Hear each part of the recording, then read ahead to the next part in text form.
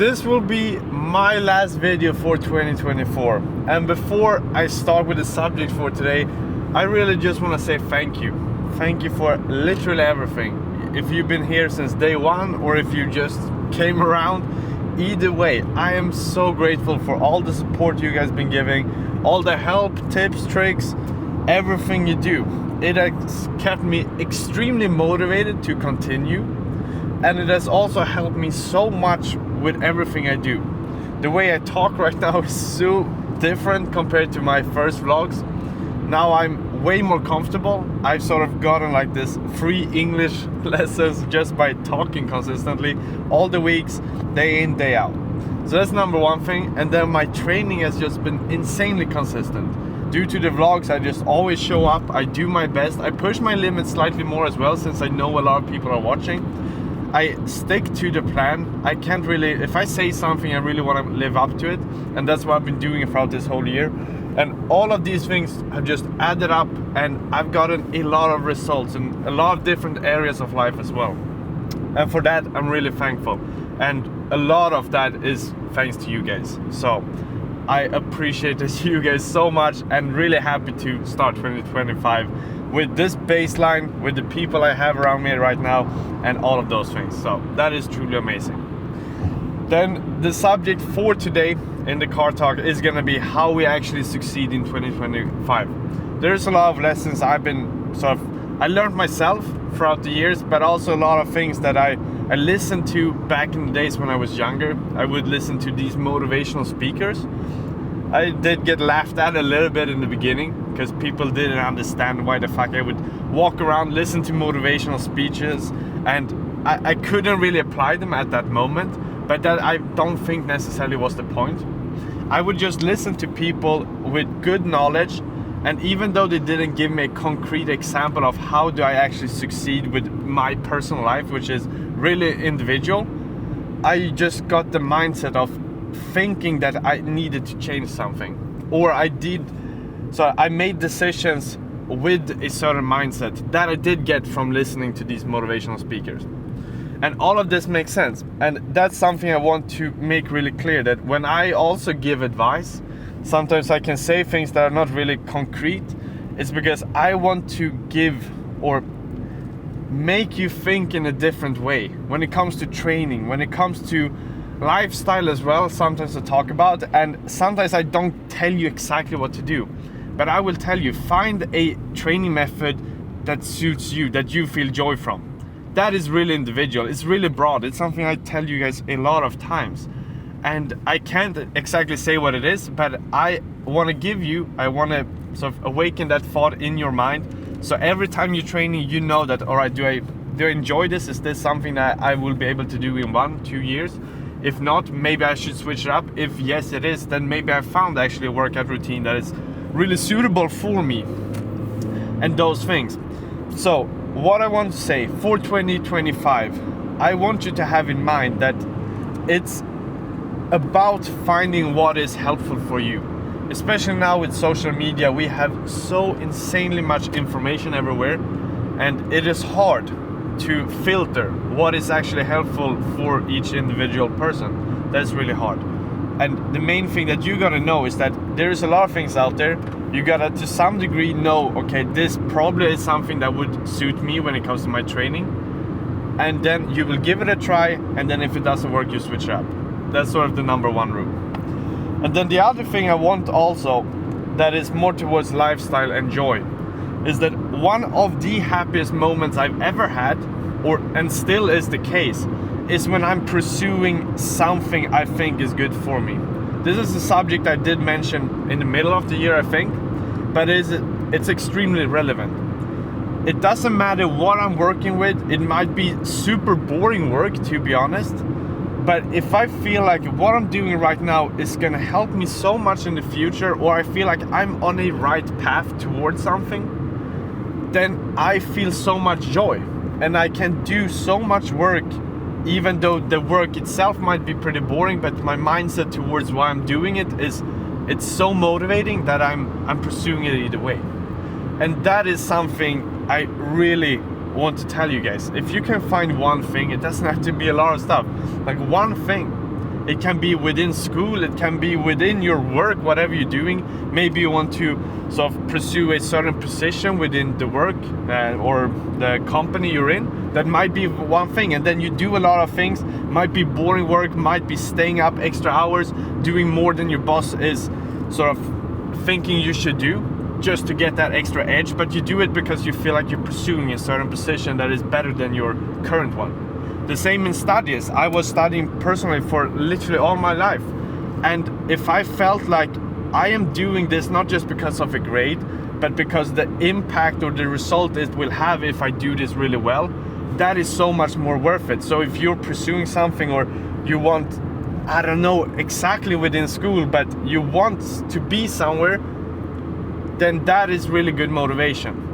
And right now I'm not doing any sort of, I'm not employed and I'm not studying, because right now what I feel the most joy from is doing something right now that I know will benefit me tomorrow, and that is working towards myself. But that is where I feel joy, and this is completely different for everyone. But overall, what you want to understand is that if you have something, it can be training as well. It might be that you start a side hustle. That's where I found probably my first really joyful grind, when I started flipping ATVs, just buying, selling, getting that cash flow for the first time. Even though it wasn't insane numbers, it was still me making money doing something that I know only I could do, and that was powerful. And I felt so much joy spending hours and hours in the garage. Shitty work, literally shitty. I was so freezing, I didn't go to the toilet, I didn't eat.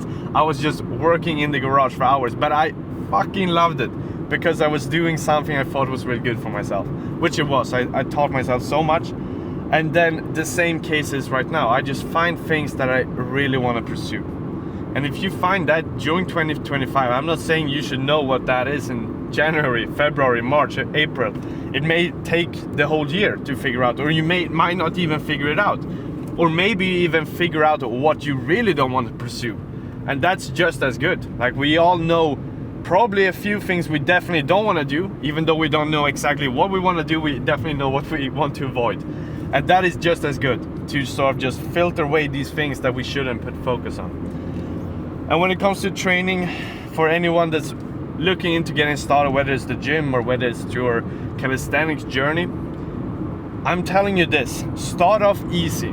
Don't go like all in from the beginning in January and build sort of a lifestyle or a workout routine that is just not sustainable for your life at the moment. We all have the New Year's resolutions, and it's like from going from no training at all to then training 4 to 5 times per week. It's just such a big gap, and a routine that you're not even close to having before you start, that transition is just too big for it to be sustainable. So if you're just getting started, start off with some simple stuff, like 2 to 3 workouts. That is definitely more than enough.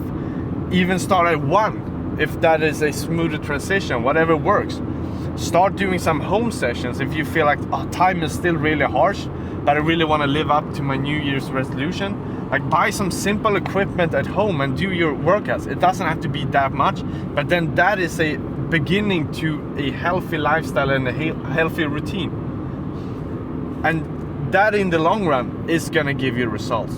Because at the end of the day, I mean, the New Year's resolutions, I guess some people take it really serious, but it feels also like a lot of people just do it as a sort of joke, and then it's sometimes serious and sometimes it's not. But trust me, like, if you actually dedicate some time to it, you make a relatively structured plan, you can succeed with a lot of stuff. Me personally, I started with YouTube. I set a sort of fixed line. This is how many videos I want to do per week. I didn't fully reach it. I started off with 4 videos per week in the beginning. Now I'm down to about 2 or 3 per week, even though my aim was slightly higher, but it wasn't sustainable. But that still meant that I did so much, because I did dedicate so much time towards my goal.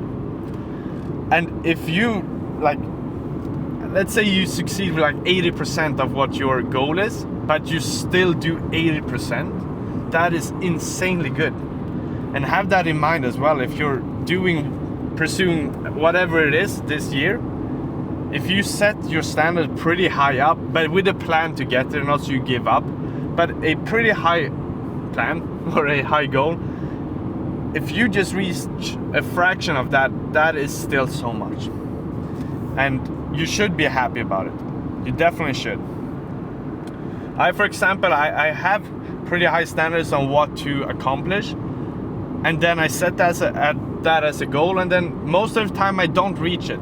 But that necessarily isn't always the plan, because if I don't reach it, I still know I worked as hard as I could towards it, and then the outcome of what I got is the result. But for example, I was aiming for 10,000 subscribers on YouTube. I didn't reach it, but damn, I fucking worked hard. And I've taught myself so much about YouTube, about making videos, especially about articulation, just explaining things, talking, like speaking English. Like, I am fully from Sweden. I talk Swedish every single day, and English, the only time I do it is for social media and for my videos. And I just gained so much experience and sort of, I don't know, vocabulary from talking. And that's something that I'm really grateful for. Even though I didn't reach my goal with YouTube, I just learned so much, and I'm extremely happy for that. The same was with Instagram. I think 2023 was my most insane year when it came to growth on Instagram as the platform. I gained like probably 200 or something followers that year. And then I thought, all right, let's make it like 300 this year.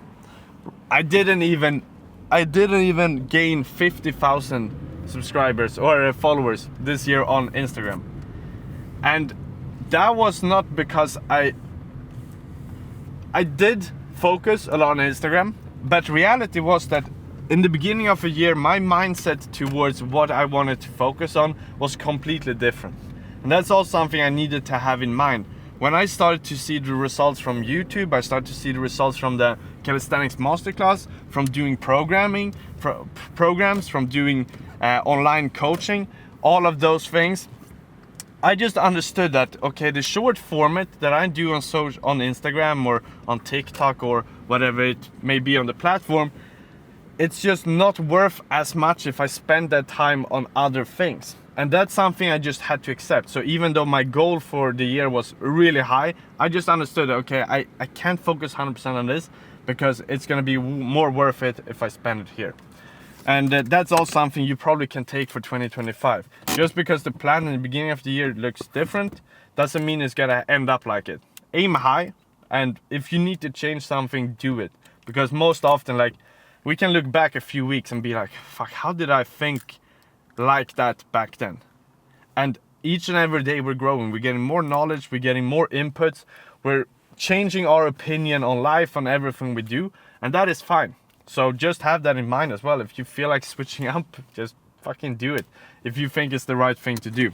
And most of the time it probably is.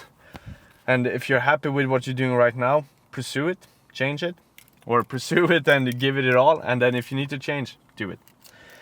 This became a bit more of a blurry or like a motivational speak, but I think it turned out pretty alright, to be honest. And my main goal for anyone following is to really understand how broad training, how everything is sort of related, and how you feel joy in what you're doing is the number one thing. That is really the key. So that's what I'm gonna do today. Just have one hell of a blast of a workout, because that's how I wanna wrap it and how I know that I will show up the other day. So let's get there and start some Maltese. That's gonna be the first thing. We're doing some planche holds, we're doing some weighted dips hopefully, and some hyperextension thing for the lower back and just a core connection. So that's the plan. I will see you guys inside. You know what? Since it's the last video for this year, I am gonna do some handstand and one-arm flag as well. Haven't done it in a while due to the lower back. I just don't push it. I do it from time to time just for fun, but not necessarily consistently, since I don't want to put too much pressure here on the back now that I'm doing a sort of recovery from it and also focusing on other stuff. But for fun, let's do some one arm and one arm flag and just see how I hold up.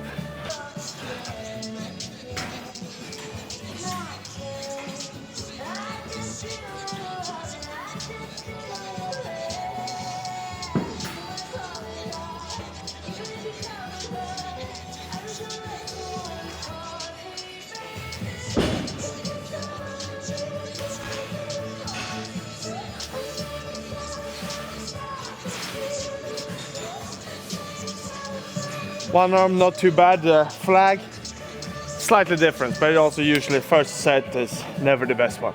So just get into it, and then the second one is slightly better. So let's hope it's the same for this occasion as well. We're gonna do one more. Let's actually give it a try for the full one-arm handstand on my left arm. I usually do straddle. That one is easier in my opinion to get the balance. You also have a bit broader range where you can sort of move around and still have the connection. Whereas the full one, you have a tight span. Like the interval of how much you can move before them falling over is pretty low. So that's why it's harder, but then again, if you do find a sweet spot, it looks really sick. So let's do a full one, and then most likely a one-arm flag afterward as well.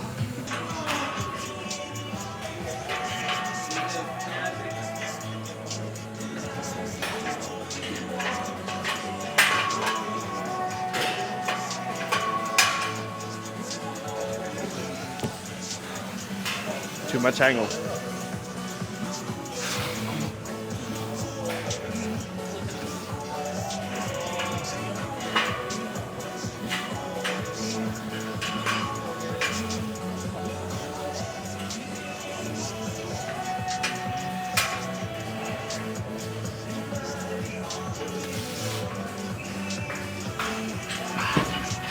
Still the flag though, but I spent a bit too much time on the one-arm finding the balance.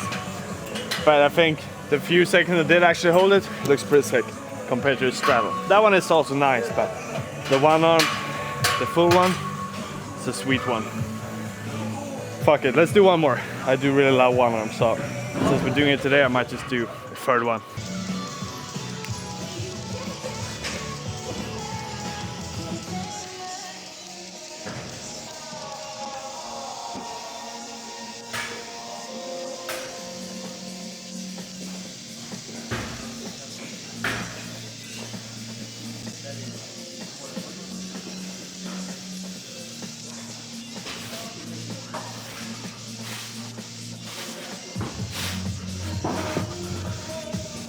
Fucking literally just muscle on the flag. You shouldn't bend the arm that much. You literally just rely on the sort of pushing strength, but it works. It works for a few seconds, but if you want to do the transition to something else, it's pretty fucked. But I think the one-arm handstand though, that one was a sweet spot for real. Maybe not the longest of holds, but some light movement, but in general I think the connection, the hip, the alignment with the body was also pretty alright. So looking forward to rewatching it. But that was the last one for the handstand, and next up is going to be the Maltese. I do feel some light fatigueness in the shoulders, which is not the best for the Maltese since it's literally like 200% power. But we're going to give it a try, and if we need to tighten the band a bit more than usual, we'll be fine, but either way we are going to perform it. So let's move on. Let's give it a try. Same setup that I found out like a few weeks back, but pretty recently to be honest.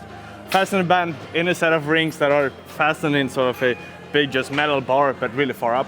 But this way I have pretty good control. I don't need to film everyone. The spacing is perfect for recording, and then really good setup for me to also train at. Like when it comes to just the equipment, I feel free, which is a major factor in Maltese and planche in my opinion, to feel like you're actually flying. When I'm training in a really tight environment, a lot of just metal bars everywhere, a lot of weights everywhere, it just doesn't feel like you're in the weightless area, and that's a major part, just the mindset of how you actually feel when you train. And this is awesome. So last time I did have some of my best attempts here, so hopefully it remains the same or even better.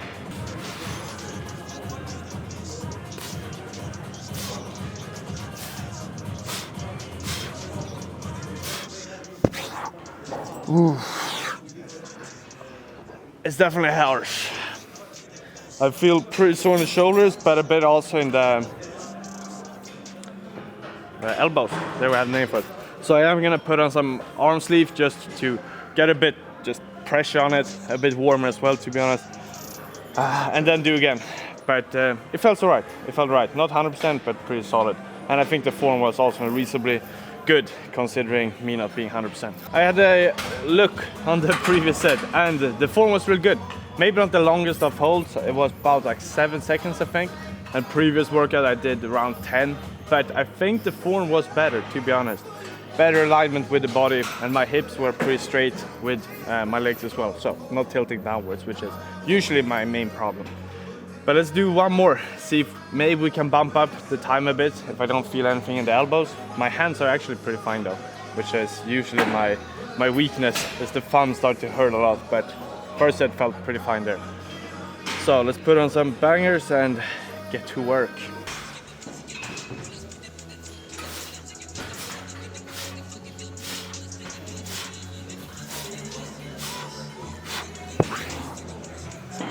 Woo. Felt much better in the elbows, to be honest. Hands also pretty fine. This was just one of these holds where I just felt like my energy was drained, but not necessarily any pain, which is the best thing. Because all of these like really high-end moves like the Maltese, for the pushing part, it's really harsh on a lot of places. Straight arm strength, elbows, shoulders, a lot of places you don't want to feel pain in. So when I train and I feel like it's actually the fatigueness that kills me, that's really good. It's a perfect sign, because then I can push through without getting sort of unnecessary injuries. But let's have a look, see if the form was good enough, and then do one last third set. Last one. The form on the previous one was also pretty on point, to be honest. Alignment in the body, good lean, pretty decent height as well with the protraction. So that might also be one reason why I don't feel so much in the shoulders, because when I do get my protraction right, I don't need to open up the chest, and this is more of a dangerous position, to be honest, to be than to actually have it locked in. So just with that being said, gonna try to do everything the same for the last one, maybe bump up the seconds. Literally just gonna go fully to failure and see where that takes us. Hopefully about 7 seconds.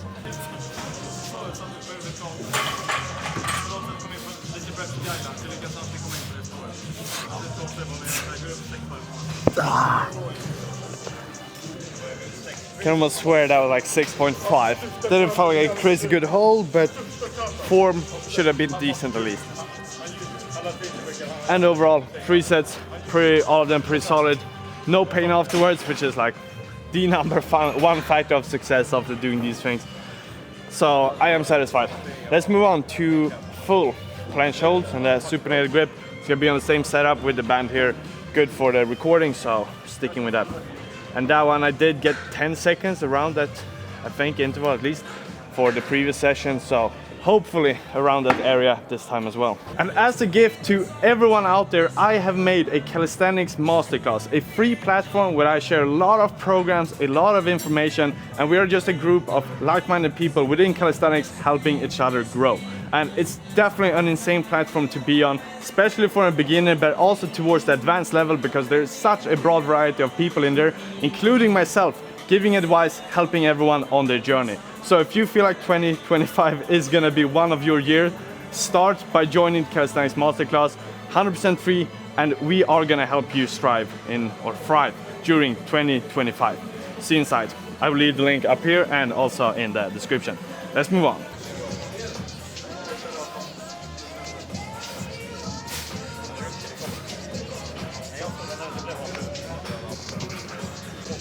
Might actually do drop sets on this one.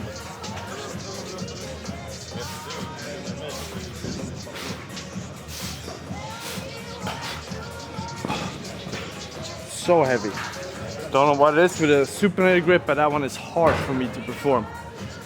But I'm gonna have to check, just looking at form. Most likely it's something with how much I lean and how much I protract. That's always the dilemma for me. So let's have a look and then adjust for the second set. To be honest, the form was pretty good on the last one. The hold, not the longest one, but there wasn't necessarily a lot of things I would adjust, to be honest. In the end, I did drop some protraction, but that's more towards the fatigue. And yeah, overall, I don't think there was anything I really put the focus on. So let's just see if I actually can give it even more and maybe just bump up the hold. But the form should remain the same.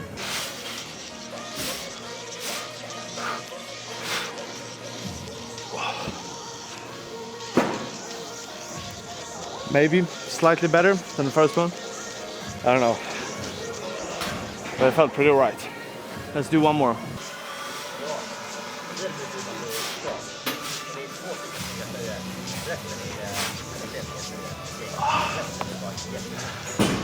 Now I just feel fucking done with the straight arm stuff. The Maltese, definitely one of skills that really kills you, especially if I were to do in the supinated grip. That would be crazy.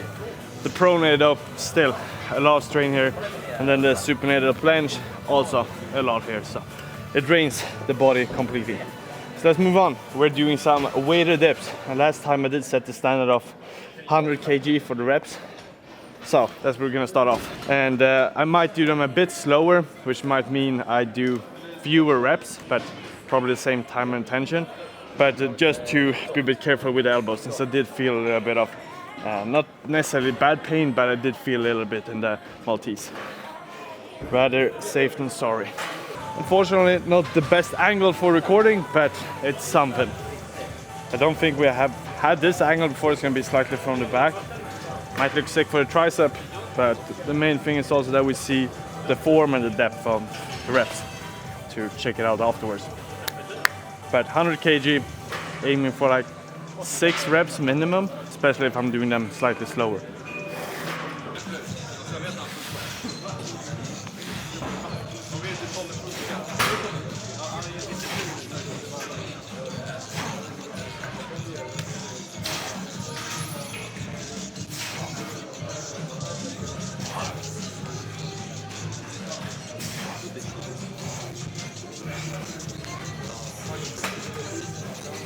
Pretty good, to be honest.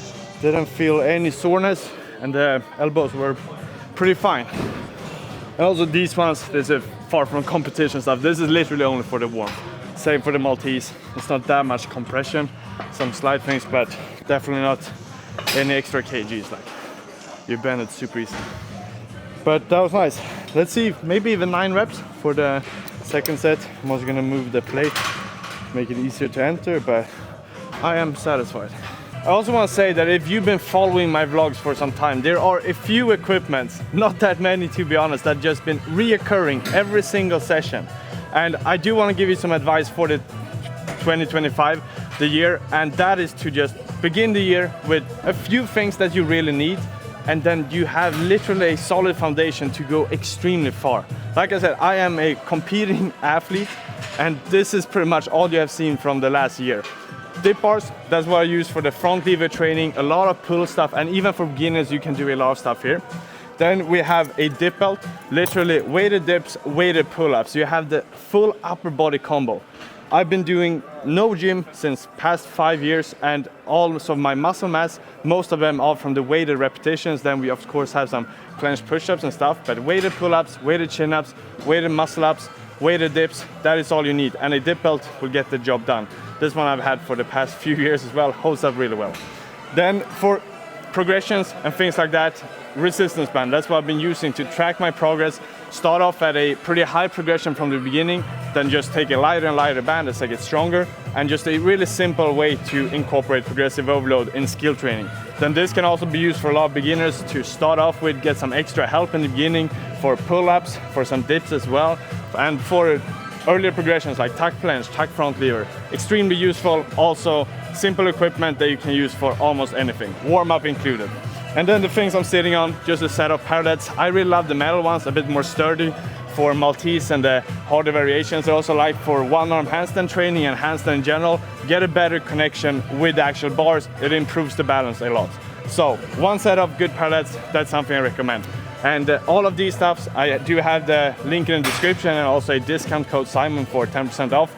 But either way, if you choose to get something else, if you have a local store or whatever it is, I strongly recommend getting some light equipment that you really can set foundation for your training. And then from there, you can just strive within calisthenics. With that being said, let's move on.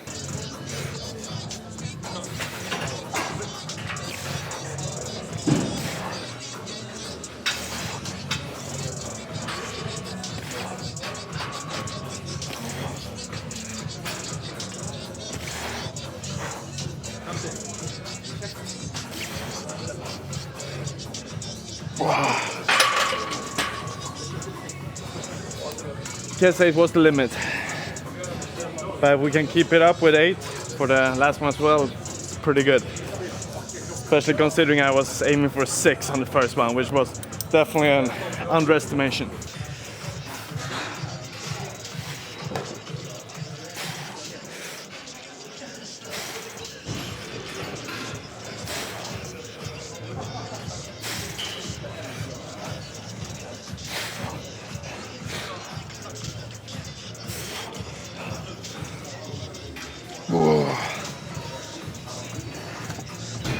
slowly dropping the reps here back. 7, I think, if I didn't lose count, which is still good.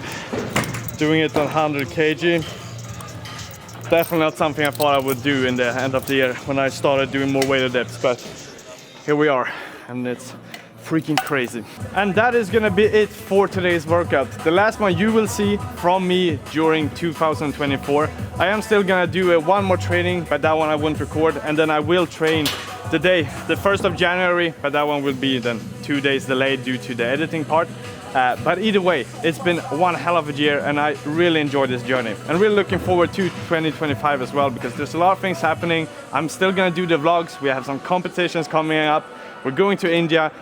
It's just so much happening. So make sure to hit that subscribe so you don't miss it. And I am gonna skip the hyperextension today. There's just a lot of people today and pretty harsh when it comes to recording. So I am gonna do just leg races or something similar inside the sort of yoga room, because yeah, it's something for the lower back. Even though the hyperextension is for my recovery, I tend to just don't really enjoy that stuff as much. But I am gonna do something. So with that being said, Merry Christmas and a Happy New Year, and I will see you guys in the next one. Choo-choo!